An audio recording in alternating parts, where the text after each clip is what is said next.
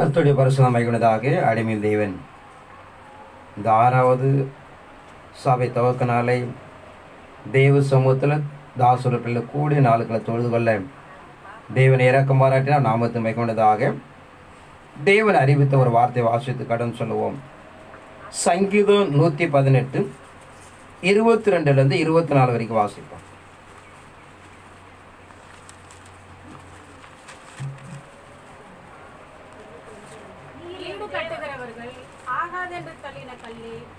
மூளைக்கு தலைக்கல் ஆயிற்று, அது கர்த்தராலே ஆயிற்று, அது நம்முடைய கண்களுக்கு ஆச்சரியமாய் இருக்கிறது. இது கர்த்தர் உண்டு பண்ணின நாள், இதிலே களி கூர்ந்து மகிழ கடவோம். இங்கு அருமரட்சகர இயேசு கிறிஸ்து குறித்து நமக்கு அறிவிக்கிற பிரகாரம் வீடு கட்டுரென்று ஆகாதென்று தள்ளின கல்லே மூளைக்கு தலைக்கல் ஆயிற்று, அது கர்த்தரால் ஆயிற்று, அது நம்முடைய கண்களுக்கு ஆச்சரியமாக இருக்கிறது. ஆனால் அருமரட்சகர இயேசு கிறிஸ்து குறித்து நான் காலையில் நாட்கள் என்ன செய்து கொடுக்க உடனே ஜெபித்து காத்திருக்கும் போது இந்த வார்த்தையை தம் கொடுத்திருந்தார். வீடு கட்டுரென்று ஆகாதென்று தள்ளின கல்லே மூளைக்கு தலைக்கல் ஆயிற்று, அது கர்த்தரால் ஆயிற்று, அது நம்முடைய கண்களுக்கு ஆச்சரியமாக இருக்கிறது. பிதாவக தேவன் தன் ஆதீனத்தில் திட்டம் பண்ணின பிரகாரம் அருமரட்சகர இயேசு கிறிஸ்து இந்த பூமிக்குள்ளாக அனுப்பி ஆதான் காலத்திலிருந்து கடைசி காலம் வரைக்கும் காணப்படுற மனுக்குலத்துக்கு ஒரு மீட்பை உண்டு பண்ண வேண்டும் என்பதற்காக அவர் ஆதியாகமம் 3:15 மல்கியா 4ஆம் அதிகாரம் வரைக்கும் 333 வசனங்களுக்கு மேல் இயேசு கிறிஸ்து வருவார் என்று எழுதப்பட்டதை சாத்தான் அதை தடை பண்ண முயற்சிக்கிறார். அப்படி ஒரு காரியம் நிறைவேற்றி கொடுக்க கூடாது என்று அவன் பலமாக போராடி தன்னோடு கூட 3 ஆண்டுகள் ஊழியம் செய்த புசித்து படுத்திருந்த ஒரு மனிதனையே பார்த்தீங்கன்னா அவன் கொலைக்காரனாக மாற்றுகிறான். தான் கூட இருந்த 12 அப்போஸ்தலர்கள் இயேசுவை விட்டு மறுதலித்து ஓடுகிறார்கள். அவன் நாமத்து நன்மை பெற்றவர்கள் யாரான பேர் எருசலேம் நகரத்தை பார்த்து அழுகிறார். இந்த நகரத்து செய்த நன்மைகள் சோதேகுமார செய்திருந்தால் அவர்கள் காப்பாற்றப்பட்டிருப்பார் என்று சொல்லி இப்படிப்பட்ட அந்த ஊழியத்துடைய முதல் துவக்கமான ஊழியம் ஒரு கடினமான பாதையை கடந்து போனார்கள். ஆனால் தேவன் தன் வாக்கு கொடுத்த பிரகாரம் அதை அவர் நிறைவேற்றி கொடுக்கிறார். மார்க்கு 12ஆம் அதிகாரம் 10-11 வாசிப்போம். வீடு கட்டுகிறவர்கள் ஆகாதென்று தள்ளின கல்லே மூளைக்கு தலைக்கல்லாயிற்று, அது கர்த்தராலே ஆயிற்று, இது நம்முடைய கண்களுக்கு ஆச்சரியமாய் இருக்கிறது என்று எழுதியிருக்கிற வாக்கியத்தை நீங்கள் வாசிக்கவில்லையா என்றார். அருமை ரட்சகர இயேசு கிறிஸ்து தான் வாழ்க்கை நடக்க போறதே சொல்றார். இந்த ஜனங்கள் இப்படியாக என்னை ஏற்றுக்கொள்ள மாட்டார் என்று வேதத்தில் எழுதியிருக்கிறதே அவர் சுட்டி காமிக்கிறார். வீடு கட்டுற ஆகாதென்று தள்ளின கல்லை மூளைக்கு தலைக்கலாயிற்று, அது கர்த்தரலாயிற்று, அது நம்முடைய கண்களுக்கு ஆச்சரியமாக இருக்கு என்று எழுதியிருக்கிற வாக்கியம் நீங்கள் வாசிக்கவில்லை என்று கேட்கிறார். தன்னை குறித்து எழுதியிருக்கிறதை தன் ஜனங்கள் எந்த ஒரு ஜனத்துக்காக கடந்து வந்தாரோ அந்த ஜனங்கள் புறக்கணிக்கிறது, அந்த ஜனங்களை வேதனைப்படுத்துகிறது, அந்த ஜனங்களை இயேசுவை வேற்றுக்கொள்ள மறுக்கிறார்கள்.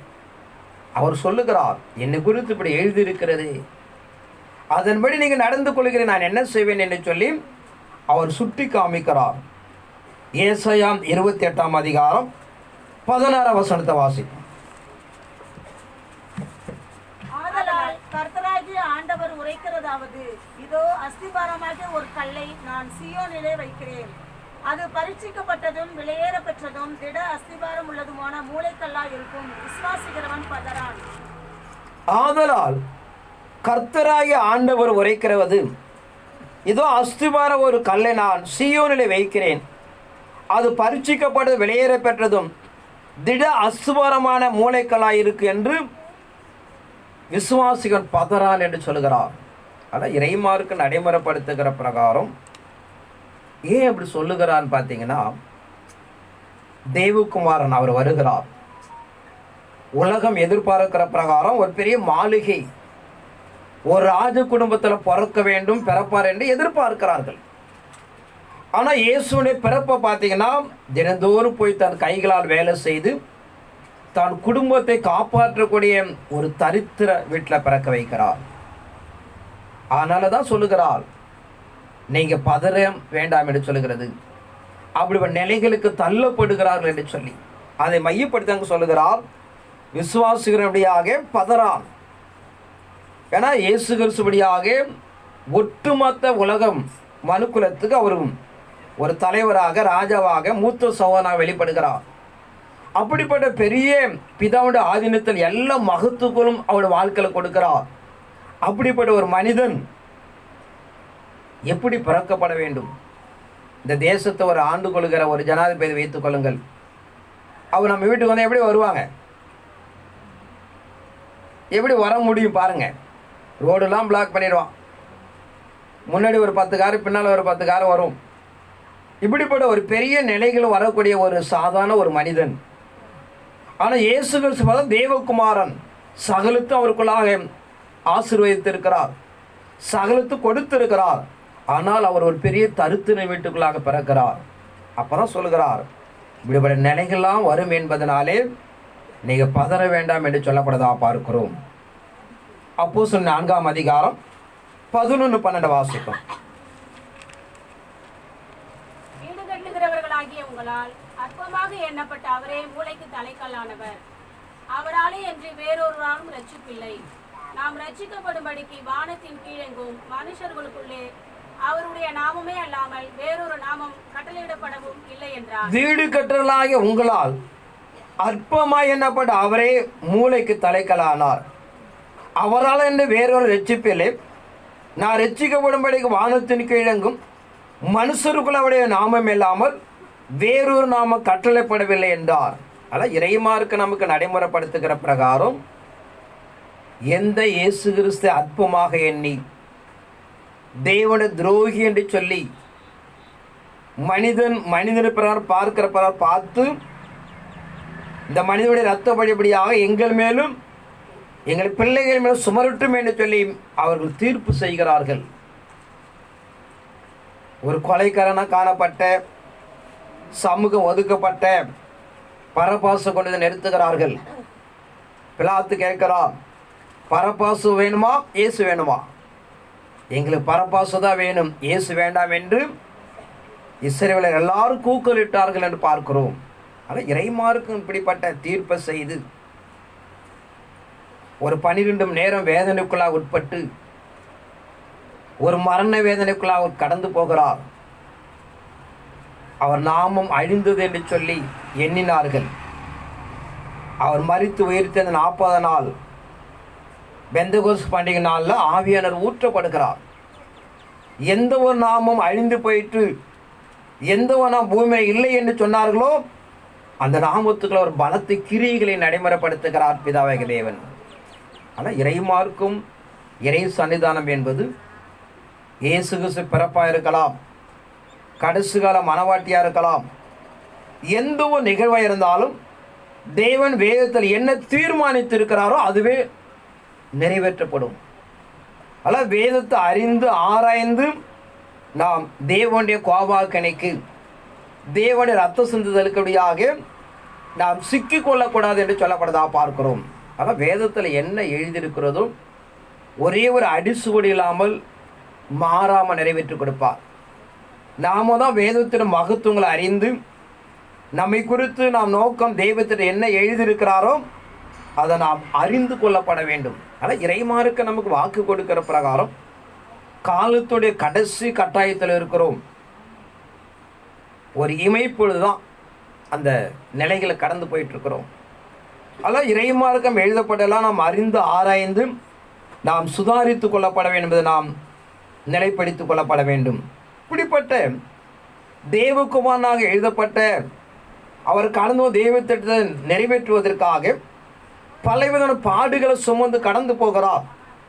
அவர் கடந்து போகிற மனிதனை குறித்து அவர் எல்லாம் ஒதுக்கி வச்சு அவர் கொலை செய்து போட்டாச்சு, அவர் நாமம் பூமியில் விளங்காது, அந்த நாமத்தை சொன்னெல்லாம் அழிந்து போனார்கள் என்று எண்ணினார்கள்.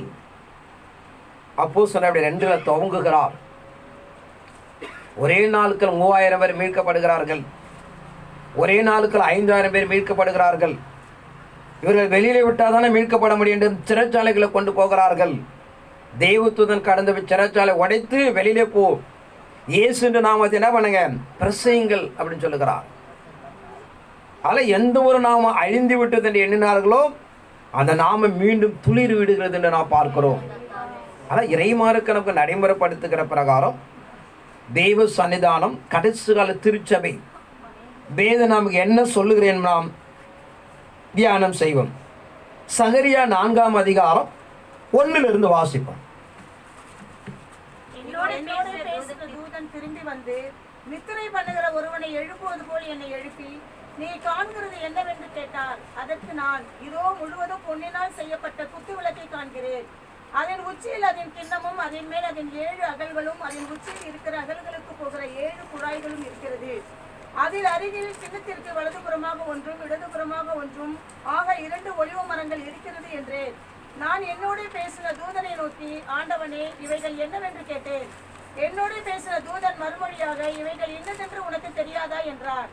ஆண்டவனே, எனக்கு தெரியாது என்றேன். அப்பொழுது அவர், செருபாபேலுக்கு சொல்லப்பட போகிற கர்த்தருடைய வார்த்தை என்னவென்றால், பலத்தினாலும் அல்ல, பராக்கிரமத்தினாலும் அல்ல, என்னுடைய ஆவியினாலே எல்லாம் ஆகும் என்று சேனையின் கர்த்தர் சொல்லுகிறார். பெரிய பர்வதமே, நீ எம்மாத்திரம், செருபாபேலுக்கு முன்பாக சமபூமியாவாய். தலைக்கல்லை அவன் கொண்டு வருவான், அதற்கு கிருபை உண்டாவதாக, கிருபை உண்டாவதாக என்று ஆர்ப்பரிப்பார்கள் என்றார்.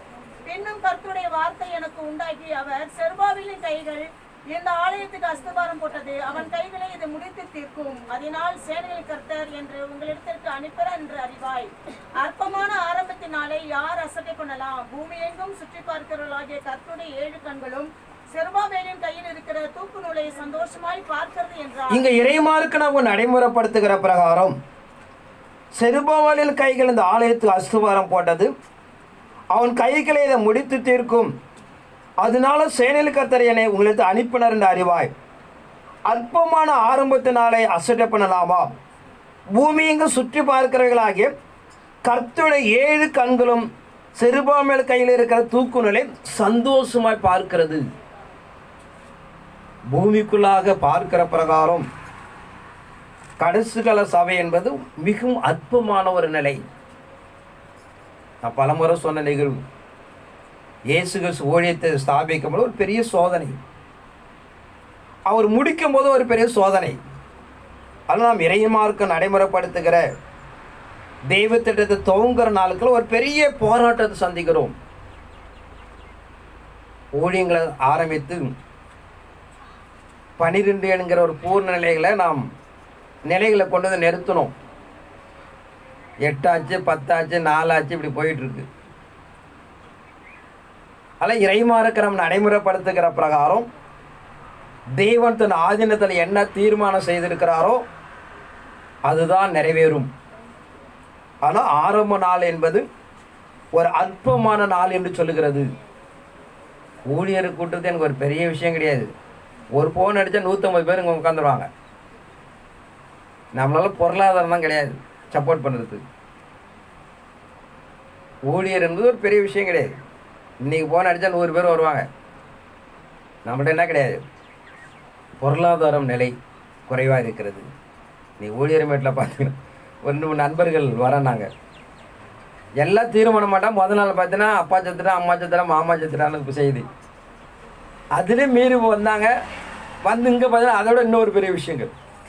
அப்போ அவன் ரொம்ப சந்தோஷமாக வந்தாங்க. ஏன்னா நம்ம செய்தியில் அவங்களுக்கு நிறைய கேட்டாங்க, நல்லா கேட்டுட்டு போகணும் வந்தாங்க. அவங்கள கூட ஒரு நாளை விட உட்கார வைக்கல சாத்தான். அதனால் இறைமார்க்கம் என்பது ஒரு பெரிய போர்க்காலத்தில் ஓடிக்கொண்டு இருக்கிறோம். காலத்தின் பிரசங்க ஆரம்பித்தவங்களுக்கு லைட்டாக ஆகும். அதில் ஒவ்வொரு நிகழ்வுகளும் பார்த்தீங்கன்னா நாம் எல்லாம் போராட்டத்தில் கடந்து போகிறோம், ஒரு எதிர்நீச்சலை எதிர்கொண்டு போகிறோம். ஆனால் நாம் என்ன அறிந்து கொள்றோம்னு பார்த்தா, நாம் நேற்று ஊழியர் மாதிரி சொன்ன விஷயங்களை தான். காலத்தின் மிக அருகில் இருக்கிறோம். அப்படி இருக்கும்போது சாத்தான் போராடுவான். ஒரு நீண்ட காலம் அல்லது அப்படின்னா நம்ம சந்தோஷம் விட்டுருவான், அதான் நீண்ட காலம் இருக்குது அப்படின்னு சொல்லிட்டு. அந்த காலத்தில் எச்சி நாம் எதிர்பார்த்து கொண்டிருக்கிறோம்.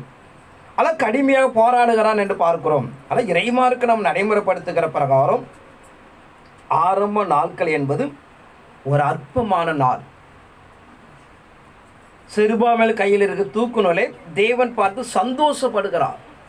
அவர் எதிர்பார்க்கிறது பூமிக்குள்ளாக ஊழியராக இருக்கலாம், சபையாக இருக்கலாம், விசுவாசமாக இருக்கலாம், நீதி எதிர்பார்க்கிறார், சத்தியத்தை பரிசுத்தத்தை எதிர்பார்க்கிறார்.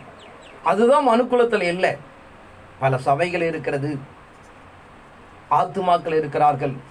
ஆனால் அங்கே என்ன தேவன் எதிர்பார்க்கிறது இல்லைன்னு பார்த்தீங்கன்னா, தேவனை தேடுகிற நிலை இல்லை, பரிசுத்தம் இல்லை, உண்மை இல்லை. அதனால தான் தேவன் நம்ம தேடுகிறார். ஆனால் இறைமார்க்கு நடைமுறைப்படுத்துகிற பிரகாரம் ஒரு முடிவில் நின்று கொண்டிருக்கிறோம். இன்னும் எத்தனை மாதங்கள் என்று தெரியல. எல்லாத்தையும் தேவனபடியாக ஒரு நிரந்தரமான ஒரு முடிவை கொடுக்க எதிர்பார்த்து கொண்டிருக்கிறார். ஆனால் நாம் இருக்கிற அந்த ஒரு சில மாதங்கள் எப்படியாக முற்று நம் கடவுளுக்கு அர்ப்பணித்து தேவன் எதிர்பார்க்கிற ஒரு வாழ்க்கை நீங்கள் உருவாக்கி கொள்ளப்பட வேண்டும். ஏசியா தீர்க்கதரிசனம் 46 அதிகாரம் 9 வாசிப்போம். ஏசியா 46:9.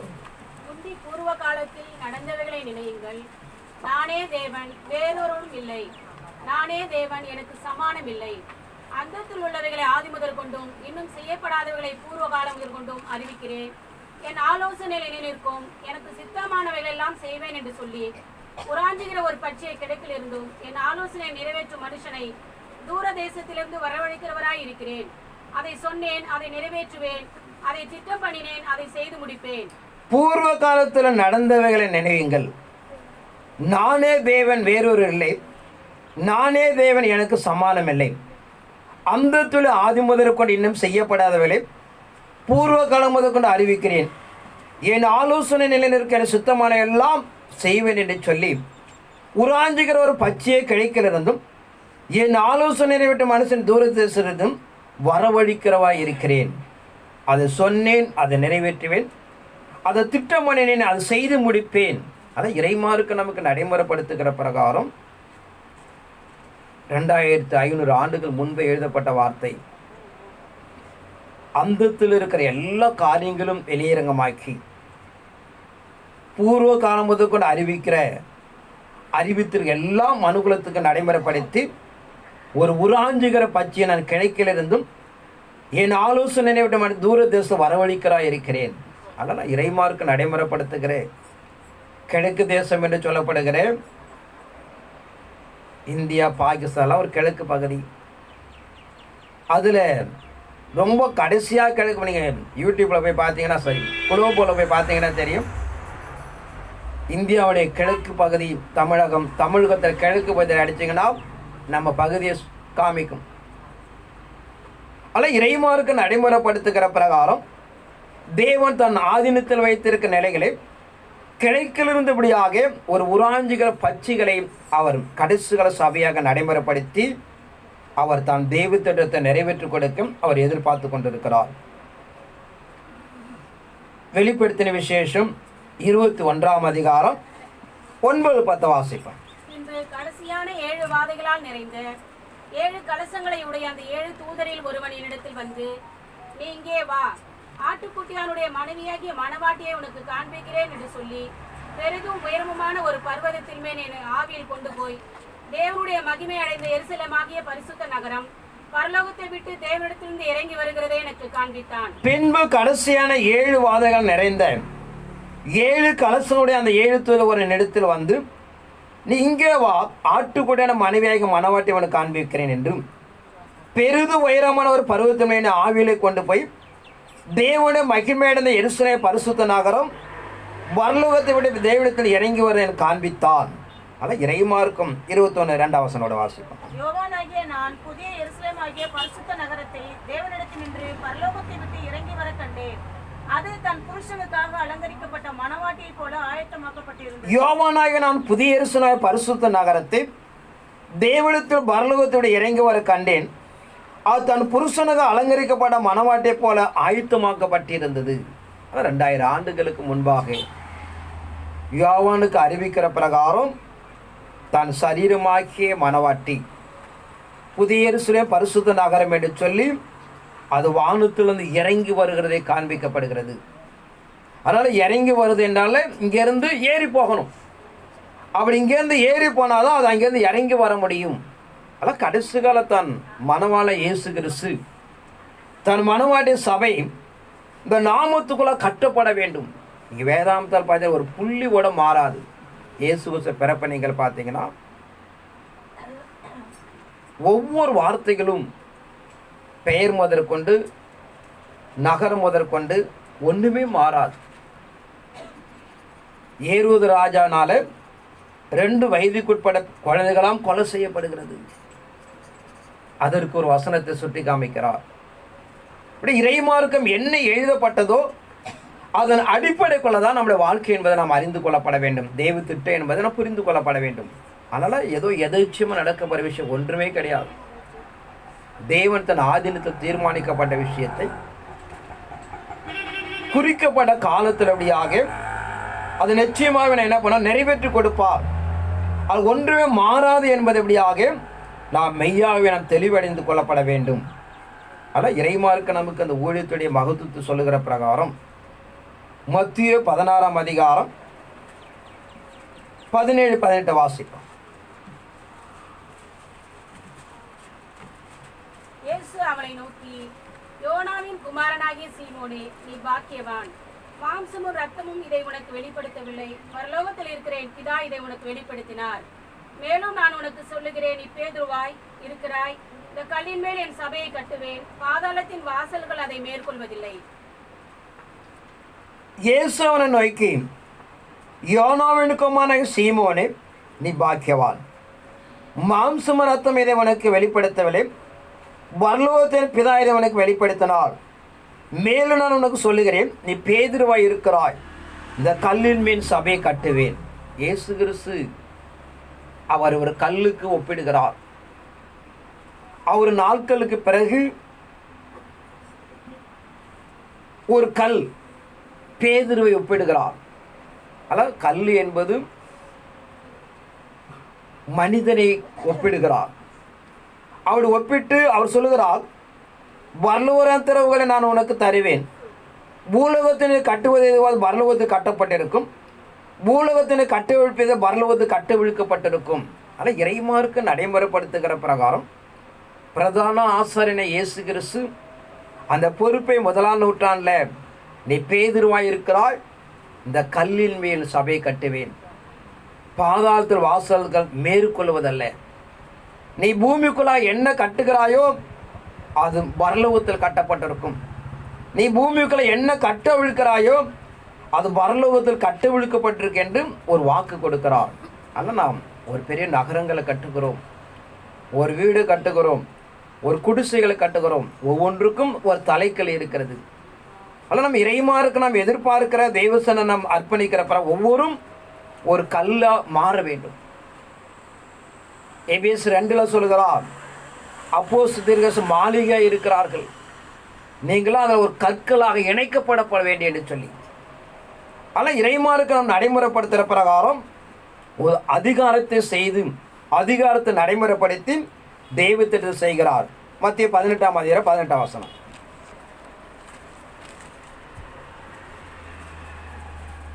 பூலோகத்தில் நீங்கள் எவைகளை கட்டுவீர்களோ அவைகள் பரலோகத்தில் கட்டப்பட்டிருக்கும், பூலோகத்தில் நீங்கள் எவைகளை கட்டவிழ்ப்பீர்களோ அவைகள் பரலோகத்தில் கட்டவிழ்க்கப்பட்டிருக்கும் என்று மெய்யாகவே உங்களுக்கு பூலோகத்தில் நீங்கள் எவைகளை கட்டுகிறீர்களோ அவைகள் பரலோகத்தில் கட்டப்பட்டிருக்கும், பூலோகத்தில் நீங்கள் எவைகளை கட்டவிழ்ப்பீர்களோ அவைகள் பரலோகத்திலும் கட்டவிழ்க்கப்படும்.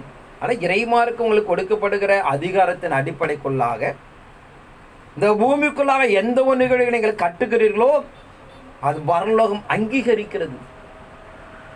ஆனால் இறைமாருக்கு நடைமுறைப்படுத்துகிற பூமிக்குரிய பாரு நம்ம எல்லாம் அற்பமாக எண்ணப்பட்டாலும் தேவன் அமைக்கின்ற ஒரு பெரிய ஐஸ்வர்யத்தை வைத்திருக்கிறார்.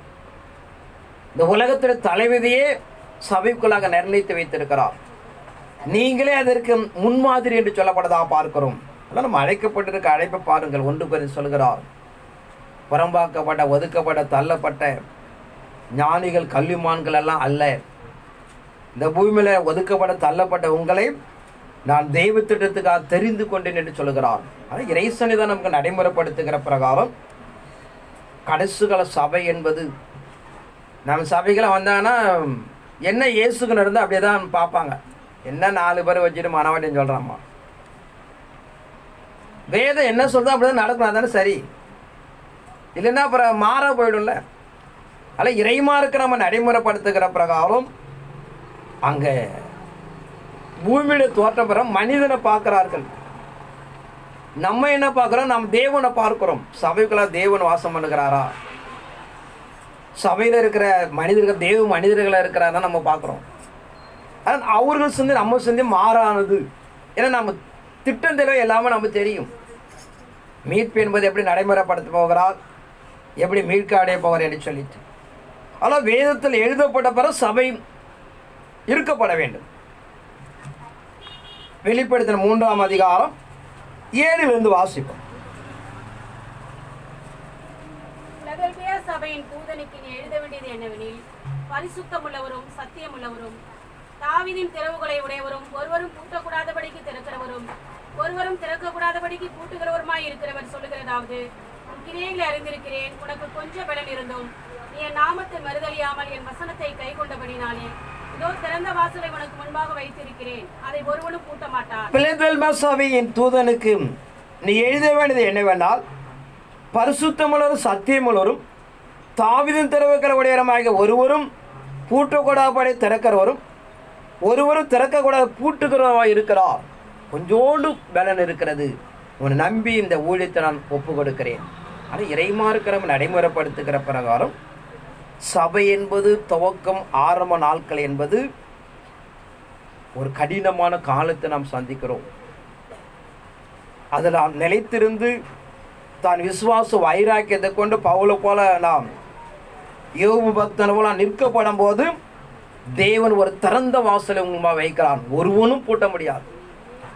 நீங்கள் பூட்டுவதை பூமியில் ஒருவனும் திறக்க முடியாது. இப்படிப்பட்ட நிலைகளை இறைமார்க்கம் நடைமுறைப்படுத்துகிற பிலதெல்பியா சபை தேவனுடைய திருச்சபை என்பது அதை ஒப்பிடுகிறார். இந்த வசனத்தின் அடிப்படையில் சபை இருக்கணும். சம்பூர்ணமாக வாழ்ந்து எந்த ஒரு கஷ்ட நஷ்டங்கள் இல்லாமல் எந்த ஒரு பிரச்சனை இல்லாமல் சபை கிடையாது. வேதத்தின் பிரகாரம் அது சபை என்பது நிற்குமா நிற்காதா என்கிற ஒரு நிலைகளுக்கு இப்படியாக அது கடந்து போகும் என்று சொல்லப்படுதா பார்க்கிறோம். ஆனால் இறைமாருக்கு நமக்கு நடைமுறைப்படுத்துகிற பிரகாரம் வேதத்தின் மகத்துவம் சொல்லுகிற பிரகாரம் இப்படி காணப்படுகிற நிகழ்வுதான் கடைசி கால மனவாட்டி என்று சொல்லுகிறது. ஆனால் மனவாட்டிகளுடைய அடையாளங்கள் நாம் அறிந்து கொள்ளப்பட வேண்டும். அது அற்பமும் தூசுமாக எண்ணப்படுகிறது. அது நிற்குமா நிற்காதா என்று தள்ளப்படுகிறார்கள். அப்படிப்பட்ட ஒரு நிலைகள் இறைமாருக்கு நடைமுறைப்படுத்துகிற பிரகாரம் நீங்கள் அப்படியே தீர்மானம் பண்ணிக்கலாம். இயேசுடைய வாழ்க்கை என்ன நடந்ததோ அது அப்படியே கடைசி கால மனவாட்டிகளாக நடந்து தீரணும். ஏற்ற காலத்தில் பிதாவை தேவன் உயர்த்துகிறார், ஆசீர்வதிக்கிறார், மேன்மைப்படுத்துகிறார். அதே போல இறைமாருக்கு நடைமுறைப்படுத்த நமக்கு அப்படிதான். ஏற்ற காலம் சபை என்பது திடீர்னு தான் வரும். இயேசு கிறிஸ்து 33 ஆண்டு உயிரோட வாழ்ந்தார். 30 ஆண்டு வரைக்கும் அவர் எங்கே இருந்தார்னா வேதத்தில் எழுதவே இல்லை. 12 வயசுல ஒரு முறை எருசலேம் தேவாலயத்துக்கு போகிறார். அவர் தான் பின்பு தங்கி விடுகிறார். அப்பா அம்மா பார்க்குறாங்க, ஆளை காணும், தேடிக்கிட்டு போகிறார். ஒரு 12 வயதில் ஒரு சம்பவம் நடக்கிறது. அதன்படி இடைப்பட்ட காலத்தில் எங்கே இருக்கிறன்னே தெரியாது. திடீர்னு 30 வயசில் வந்து நிற்கிறார். கிரியைகள் உண்டாகிறது. ஆனால் திருச்சபை என்று அப்படிதான். நான் உலகத்தில் எங்கே இருக்குன்னு யாருக்கும் தெரியாது. திடீர்னு கர்த்தர் மகிமைப்படுத்துவார். உலகம் நம்மை அறிந்து கொள்ளும். ஆனால் இயேசு கிறிஸ்து வாழ்க்கை என்ன நடைமுறைப்படுத்தப்படும் அதுதான். நீங்களே நம்ம எவ்வளோ யூடியூப்பில் போட்டிருக்கிறோம். ஒருத்தரும் பார்க்கலன்னு வருத்தப்படுறோம். பார்க்க மாட்டாங்க தான். அப்போ தான் பைபிள் நம்ம சொல்லுது. ஒன்றுமே இல்லாமல் கதை அடிச்சுட்டு இருப்பான். அது பார்த்தீங்கன்னா 5000 பேர் 10,000 பேர் பார்த்துருப்பான். ஒன்றுமே இருக்காது. ஆனால் இறைமாருக்கு நாம் நடைமுறைப்படுத்துகிற வேதம் நமக்கு என்ன சொல்லி இருக்கிறதோ அதன் அடிப்படைகளை தான் தெய்வ தீர்மானம். இப்படிப்பட்ட நிலைகளை மையப்படுத்தி தான் தேவன் பார்த்தீங்கன்னா நம்மை நடைமுறைப்படுத்துகிறார். வேதத்துக்கு அப்படியே ஒத்து இருக்கப்பட வேண்டும். ஒரே ஒரு புள்ளி கூட திருச்சபை மாறி இருக்கக்கூடாது. யோவான் 20ஆம் அதிகாரம் 21 வாசிப்போம்.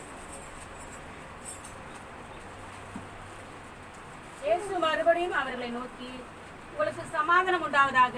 பிதா என்னை அனுப்பினது போல நான் உங்களை அனுப்புகிறேன் என்று சொல்லி அவர்கள் மேல் ஊதி பரிசுத்த ஆவியை பெற்றுக் கொள்ளுங்கள். எவர்களுடைய பாவங்களை மன்னிக்கிறீர்களோ அவைகள் அவர்களுக்கு மன்னிக்கப்படும், எவர்களுடைய பாவங்களை மன்னியாதிருக்கிறீர்களோ அவைகள் அவர்களுக்கு மன்னிக்கப்படாதிருக்கும் என்றார்.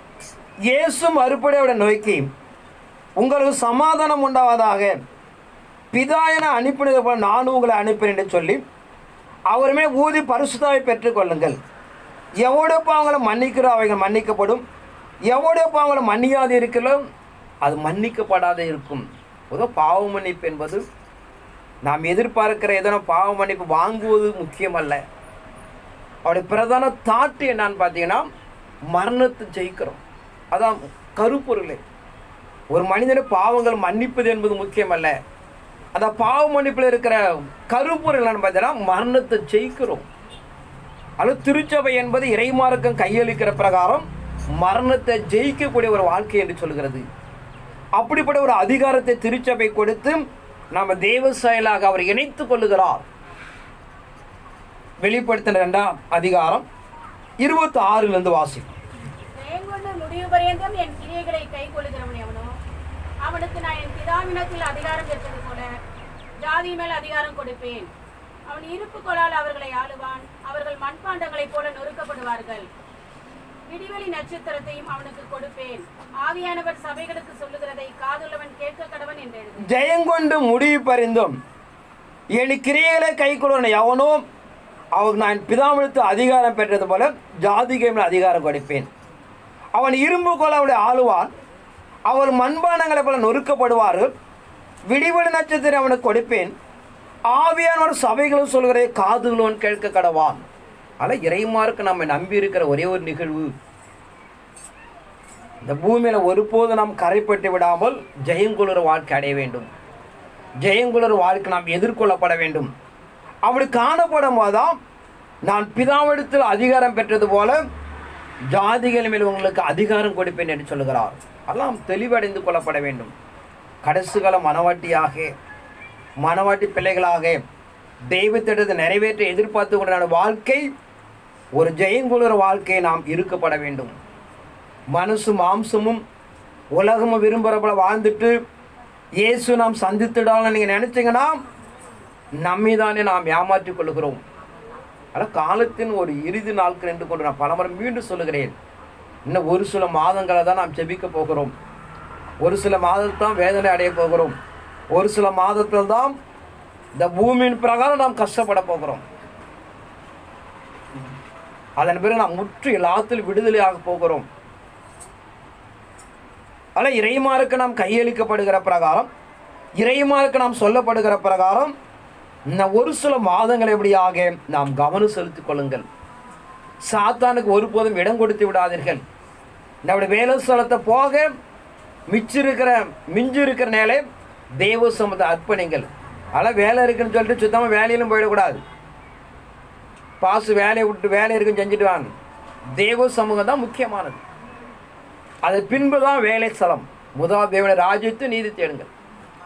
அப்படி தேடி தேவனுடைய பாதுகாப்பை உருவாக்கி ஒரு ஜெயங்குளர வாழ்க்கை நாம் அடைய வேண்டும் என்று தேவன் நமக்கு எதிர்பார்க்கிறார். ஆனால் நான் மீண்டும் மீண்டும் வலியுறுத்துகிறேன், இந்த ஒரு சில மாதத்துக்குள்ளாக தேவனுடைய மகிமை இந்த பூமியில் வெளிப்பட்டு ஆக வேண்டும். அந்த காலத்தின் கட்டாயத்தோடு நின்று கொண்டிருக்கிறோம். அதற்கு நீங்களே பொறுப்பு. நம்ம எல்லாம் இசைந்து ஒருமனப்பட்டு தெய்வம் நின்று சாத்தானை நீங்கள் தோற்கடித்தீங்கன்னா அவர் சொல்லியிருக்கிற வார்த்தையின் பெறம் நிச்சயமாக செய்து கொடுப்பார். இப்படிப்பட்ட ஒரு பிரதான பொறுப்புக்குள்ளாக இருப்பதனாலே உங்கள்கிட்ட எதிர்பார்க்கறது உங்கள் சொத்து பொருளாக வேணும் இல்லை. நீங்கள் போய் தேவ சமூகம் ஜெபம் பண்ணுங்க, கடவுளுக்கு காத்துக்கொள்ளுங்க. அது நமக்கும் பயனுள்ளது, தேவ திட்டத்துக்கும் பயனுள்ளது. ஆனால் இறைமார்க்கம் திருச்சபையை எதிர்பார்க்கிற விஷயம் என்னன்னு பார்த்தீங்கன்னா, நான் ஒரு ஜெயங்குளர் வாழ்க்கைக்கு நாம் கடந்து போகப்பட வேண்டும். ஏசியா தீர்க்கதரிசி 60ஆம் அதிகாரம் 22ஆம் வசனத்தை வாசிக்கும்.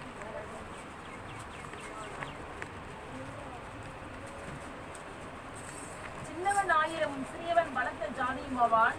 கர்த்தராகிய நான் ஏற்ற காலத்தில் இதை தீவிரமாய் நடத்திப்பேன். இங்கே இறைமார்க்கு நம்ம நடைமுறைப்படுத்துகிறோம். ஏசியா பக்தன் மூலியமா அறிவிக்கிற பிரகாரம் சின்னவன் 1000ம் சிறியவன் பலத்த ஜாதி ஆவான், கர்த்தராக நான் ஏற்ற காலத்தில் தீவிரமாக செய்வேன். காலையில் பிரசனத்தை எடுத்துக்கொள்ளும் போது கடைசி அந்த வார்த்தை சொன்னார், சின்னவன் ஆயிரமும் சிறியவன் பலத்த ஜாதி ஆவான், கர்த்தராக நான் ஏற்ற காலத்தில் தீவிரமாக நடப்பிப்பேன் என்று சொல்லி. அது திருச்சபையில் அநேக வாக்கு கொடுத்திருக்கிறார். ஒட்டுமொத்தமான வாக்கு தத்துவத்துக்குள்ளே கடைசி நிலைகளை நின்று கொண்டிருக்கிறோம். தேவன் நமக்கு வாக்கு கொடுத்த பிரகாரம் அதை செய்து கொடுப்பார் என்று நாம் 100% நம்புகிறோம். பார்வைக்கும் செயல்பாட்டுக்கு நீங்கள் பார்த்தீங்கன்னா எப்படி கடந்து போகிறன்னு சூழ்நிலை தான். ஆனால் வாக்கு கொடுத்தவர் தேவன். அவர் சமூகத்தில் அற்பமான ஒரு காரியம் தான், ஒன்றுமே கிடையாது. ஆனால் தேவ சமூகத்தில் அற்பமானது. சாத்தான் எப்படி ஒரு விதத்தில் நிறைவேற்ற கொடுக்கூட பாடுகள் நிந்தைகளும் கொடுக்கிறானோ, தேவன் அதைவிட பராக்கிரமசாலி. தான் தெய்வத்திடத்தை நிறைவேற்றி கொடுக்கப்பட வேண்டும் என்றும் அவர் எதிர்பார்ப்பார். அதில் அவருடைய பார்வையிலும் ஒன்றுமே கிடையாது. நம்முடைய பார்வையிலும் நிகழ்வுகள் காலங்களில் கொஞ்சம் கடினமாக நாம் தோன்றுகிறது. ஆனால் தேவ சமூகத்தில் என்பது ஒன்றுமே கிடையாது. தேவன் அதை ஏற்ற காலம் செய்வார் என்று இறைமார்க்கம் சொல்கிறது. ஆனால் உலகம் உண்டான முதல் இதுவரைக்கும் சம்பிவிராத ஒரு பெரிய ஆபத்து காலத்தில் ஓடிக்கொண்டு இருக்கிறோம். அப்படிப்பட்ட காலத்தில் தான் கர்த்தரின் மகிமை வெளிப்படி என்று நமக்கு வாக்கு கொடுத்திருக்கிறார். ஒரே ஒரு வார்த்தை வாசித்து நாம் நிறைவு பெறுவோம். மல்கியா தீர்க்கதரிசி 4ஆம் அதிகாரம் 1 வாசிப்போம். சூளை போல எரிகிற நாள் வரும், அப்போது அகங்காரிகள் யாவரும் அக்கிரம் செய்கிற யாவரும் துரும்பாய் இருப்பார்கள். வரப்போகிற அந்த நாள் அவர்களை சுட்டரிக்கும், அது அவர்களுக்கு வேறையும் கொப்பையும் வைக்காமல் போகும் என்று சேனையின் கர்த்தர் சொல்கிறார். ஆனாலும் என் நாமத்துக்கு பயந்திருக்கிற உங்கள் மேல் நீதியின் சூரியன் உதிக்கும், அது சட்டைகளுக்கு ஆரைக்கும் இருக்கும். நீங்கள் வெளியே புறப்பட்டு போய் கொடுத்த கண்டைகளுக்குள் வளருங்கள், துன்மார்க்கரை மிதிப்பீர்கள். நான் இதை செய்யும் நாளிலே அவர்கள் உங்கள் உள்ளங்கால் கீழே சாம்பலாய் இருப்பார்கள் என்று சேனை கர்த்தர். இதோ சூளையை போல எரிகிற நாட்கள் வருகிறது, அகங்காரிகளாம் அக்கிரமசையாவரும் துரும்பா இருப்பார்கள். வரப்போகிற நாள் அவரை சுற்றரிக்கும், அது அவர் வேறையும் கொப்பையும் வைக்காமல் போகும். ஆனால் என் நாமத்துக்கு பயந்திருக்கிற உங்கள் மேல் நீதியின் சூரியன் உதிக்கும், அதன் சட்டைகளுக்கு ஆரோக்கியம் இருக்கும். நீங்கள் வெளியே புறப்பட கொழுத்த கன்றுகளைப் போல வளருவீர்கள், துன்மார்க்கரை மிதிப்பீர்கள். நான் செய்யும் நாளே அவர்கள் உங்கள் உள்ளங்காலுக்கு சாம்பலாய் இருப்பார்கள். ஆனால் இறைமார்க்கும் பல இடங்களை சொல்லுகிறார். நான் மீண்டுபடியாக யோவேல் 2ஆம் அதிகாரம், ஏசாயா 32:15, மீகா 4:7ஆம் அதிகாரம், ஏசாயா பல இடங்களில் மீண்டும் ஒரு பலத்தை கிரிகளை நான் செய்வேன் என்று வாக்கு கொடுத்திருக்கிறார்.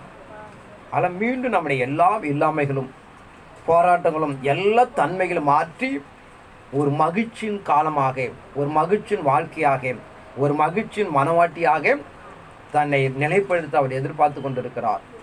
ஆனால் நாம் மீண்டும் மீண்டும் சொல்லுகிற ஒரு விஷயங்கள், காலத்தின் மிக கட்டாயத்தில் இருக்கிறோம்.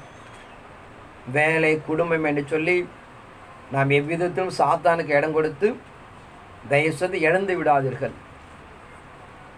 தேவன் எல்லா நிலையும் தன் இருதயத்தில் மறைத்து வைத்திருக்கிற தேவன். அவர் சமூகத்தில் மறைவானது ஒன்றுமே கிடையாது. அதாவது அடிப்படைக்குள்ளாக நீங்கள் நேற்று விட பார்த்தீங்கன்னா 2019 தான் நம்ம சபை துவங்குறோம். இந்த 2000 இந்த நிமிடங்களாச்சு சொல்லுவாங்க, அதெல்லாம் கூட்டி கழிச்சு பாரு அப்படின்னாரு. ரொம்ப ஆச்சரியமான விஷயங்கள் இருந்துச்சு. நான் இப்போ சொல்ல வரல ஒரு மெசேஜில் கொடுப்போம். இந்த 2019ங்கிறது அவ்வளவு மகிமைக்குரிய அந்த எண்ணியல் அதில் கொடுத்துருந்தா. நீங்கள் முடிஞ்சவங்களாம் கூட்டி கழிச்சு பெருக்கி பாருங்கள் வாழ்க்கையில் போயிட்டு. அதனால் இறைமா இருக்கிற நம்ம நடைமுறைப்படுத்துகிற பிரகாரம் ஒரு எண்ணெய் துவங்கினா கூட, ஒரு எந்த ஒரு நிகழ்வு கொடுத்திருந்தாலும் அதில் எல்லாத்துக்கும் ஒரு மகிழ்மை இருக்கிறது. நீங்கள் இயேசு கிறிஸ்து வருகை எடுத்துக்கொண்டாலும் சரி, நீங்கள் நம்ம ஏற்கனவே நிறைய சொல்லியிருக்கிறோம். ஒரு 5, ஒரு 14, ஒரு 2வது, ஒரு 5வது மாதம் எல்லாம் பார்த்தீங்கன்னா எல்லாமே வேதத்தில் ஒரு பிரதான விஷயங்களை சார்ந்தது. ஒரு 5 விதையான ஊழியங்கள், இப்படி பல நிலைகளை நீங்கள் பார்த்தீங்கன்னா தேவன் ஒரு நிறைய வேதத்தை நீங்கள் பார்த்தீங்கன்னா அவர் நடைமுறைப்படுத்துகிற ஒவ்வொரு நிலைகளுக்கும் ஒரு சான்று இருக்கும். எப்பயுமே அதன் அடிப்படையில் தான் அவர் ஆரம்பிக்கிற ஒவ்வொரு நிகழ்வுகளும் தேவன மகிழ்மைக்குள்ளாக இருக்கிறது. நான் பார்த்தா இப்போ 7:7 போட்டிருக்கிறோம். கடவுள் அறிவித்து 7 எழும்பு ஒரு பூர்ணம், 2 ரெட்டிப்பான ஆசிரியர் நிறைய சொல்லிக்கிட்டே இருக்கலாம். அதான் ஒரு நாள் இறைவன் அறிவித்து நாம் பேசுவோம், நேரமில்ல. ஆனால் இறைமாருக்கு நம்ம நடைமுறைப்படுத்தி கொடுக்கிற பிரகாரம் இந்த பூமிக்குள்ளாக எப்படி இயேசு கிறிஸ்து தள்ளப்பட்ட கல்லாக இருந்தாரோ அவர் மீண்டும் தேவனாலே தலைக்கு மூளைக்கல்லானார். இந்த பூமிக்குள்ள சரீரமாக சபை, தேவனுடைய பிள்ளைகள், தாசர்கள் இந்த பூமியில் தள்ளப்பட்டு காணப்படுகிறார்கள், ஒதுக்கப்படுகிறார்கள். ஆனால் தேவன் மீண்டும்படியாக அவர்கள் இந்த உலகத்துக்கு அப்படியாக ஒரு தலைக்கல் ஆக்கி நீங்களே அதுக்கு அஸ்திபாரமாக இருந்தும் தான் தெய்வத்திடம் செய்து முடிப்பார் என்று நாம் எதிர்பார்த்து இருக்கிறோம். அது மெய்யா தேவன் என்ன பண்ணுவார், நாம் செய்து கொடுப்பார் என்றும்